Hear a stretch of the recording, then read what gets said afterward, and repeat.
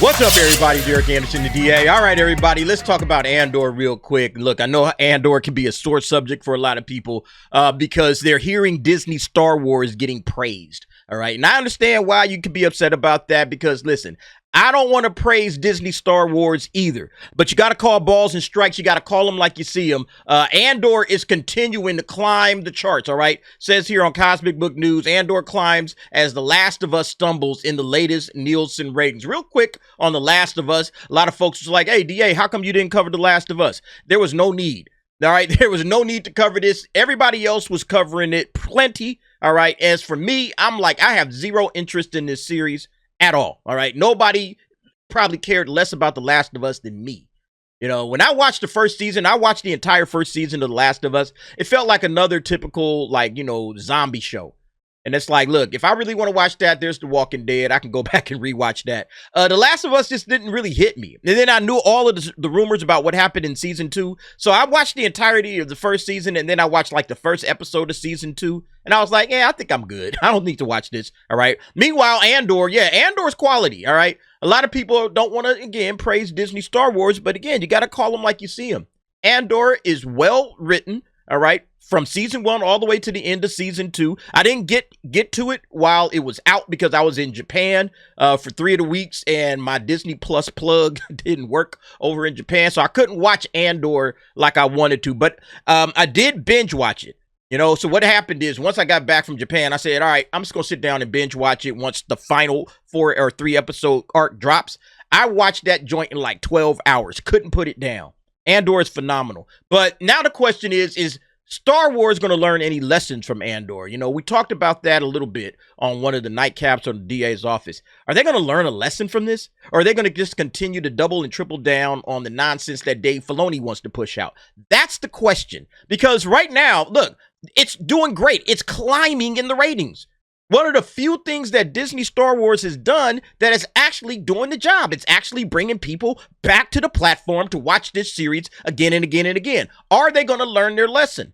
And a lot of me says, no, they're not going to learn their lesson. They're going to continue to do the dumb shit. All right. Ahsoka season 2 is on its way. All right. You got the Mando and Grogu movie on its way. I don't know what Starfighter is going to be, but that's on its way. You still got Dave Filoni's other Mandoverse wrap-up movie. That's on its way. All of that stuff is coming. The Rey movie, that's the one thing they probably said, maybe we should pull the plug on that. But let's go ahead and check out this information in regards to Andor, because I find the fact that this thing is growing in the ratings actually really interesting. So it says the latest Nielsen ratings are in, with HBO's Last of Us seeing a noticeable dip in viewership while Disney's Andor continues its upward climb. With Andor, Star Wars recently returned to the Nielsen charts thanks to the 3-episode season 2 premiere. It topped the season 1 debut, and the latest numbers are even better. But as for The Last of Us, it's just as I suspected. Did fans bail after the big spoiler event in episode 2? HBO revealed that viewership for the season finale collapsed by more than 50%, and with Nielsen now showing the full ratings for episode 3, that seems to be the case. Yeah, and here go the ratings right here. Yeah, just blow this up a little bit. Yeah, you can see Andor sitting at the 3 spot. All right. With all of these other shows, these are our streaming originals, I believe, sitting at the number 3 spot. That's good. All right. Andor did very, very well for itself. You know, when you matching it up with stuff like The Handmaid's Tale and You, I hear people talking about You a lot. Black Mirror, obviously. Mobland has got a lot of buzz.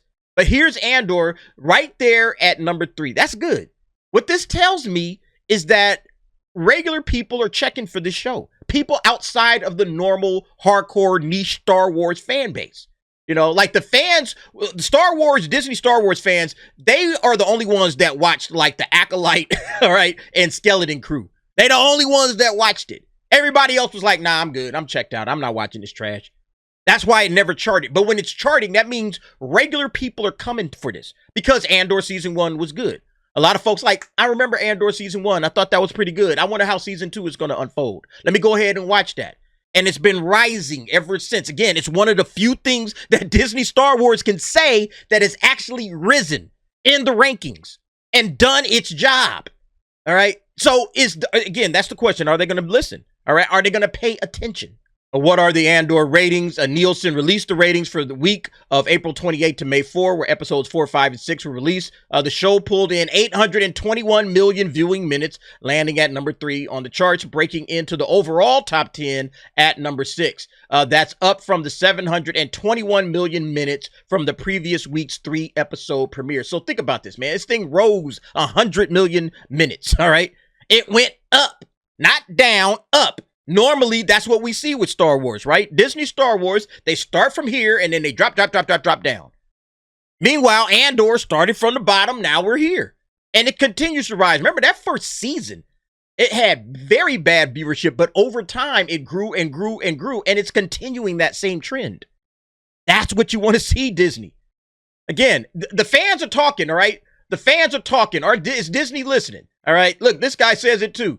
Season 1 was really good, so we see that success has carried over to season 2. Fans are definitely sending Disney their own version of the message. Will Disney finally get it? I say no. I say Disney isn't going to get it. They're not going to understand it all because, look, they're still doing shit like Ahsoka, all right? Ahsoka season 2 is in the works, like I was saying before. All right, you got Mando and Grogu coming out, and you got this Star Wars Starfighter that's also coming out. Nobody's checking for these, all right? Especially Ahsoka season 2. You guys remember how Ahsoka season 1 started, right? Started at 1.2 million U.S. households watching the premiere of Ahsoka on Disney Plus in the first 6 days.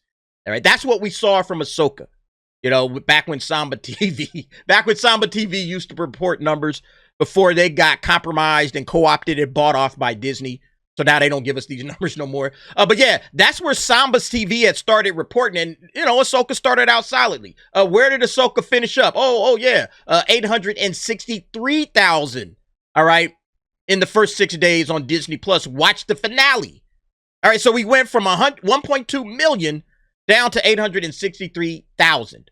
You see, that's a decline, Disney. See, that's down. All right. It's going down. Are you guys paying attention? Fans checked out. A good majority of them.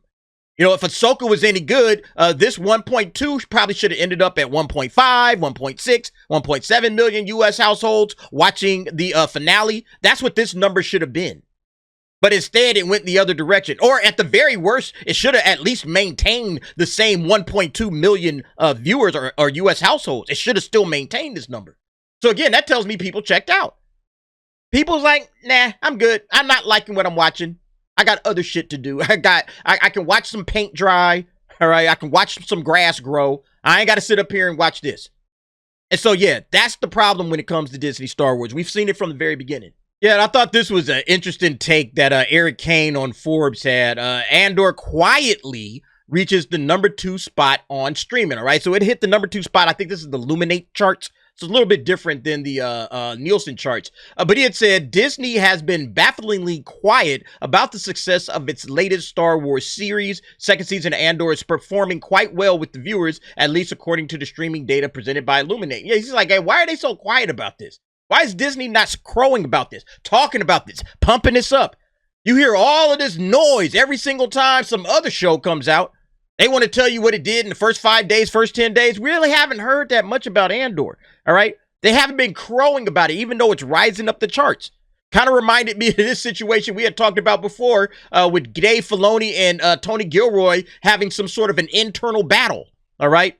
That Dave Filoni was rejecting stories that didn't quite match his vision, and that the only reason that Andor got made at all is because Tony Gilroy is good friends with Kathleen Kennedy, and the two of them just said, yeah, we're just going to make the show. Fuck what Dave Filoni want to say. And I found this interesting because now all of a sudden it's like nobody's really talking about Andor. All right, fans are watching it. People are checking for it. It's kind of tapping into the culture. But they're not making a big deal about it. And it's like, oh, and then remember, there was this little internal battle. This is why I don't think anything's going to change, all right? Because of this doofus, all right? This doofus right here is the reason why nothing's going to change, because he's the quote-unquote chief creative officer, all right? So he has more of this slop to give us, all right? He got more Ahsoka slop to give us. And so he's like, nah, we can't worry about Andor, all right? I got my little Mandoverse movie that I got to do.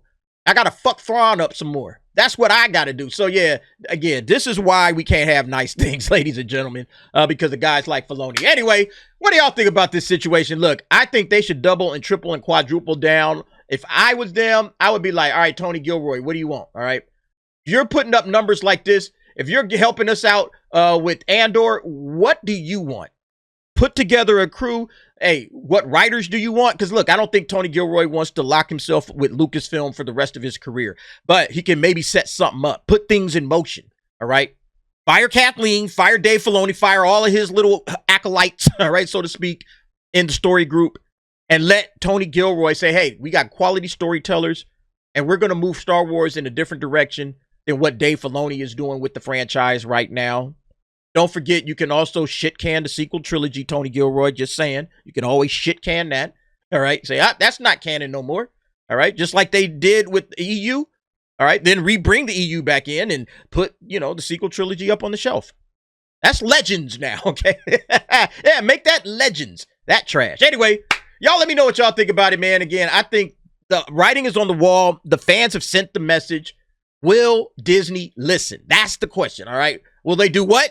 Listen to the fans. I doubt it, all right? I seriously doubt it, but we'll see. But you guys let me know what y'all think. Go ahead, jump down in the comments. Give me your thoughts and opinions on that. Thanks for watching. See you next time.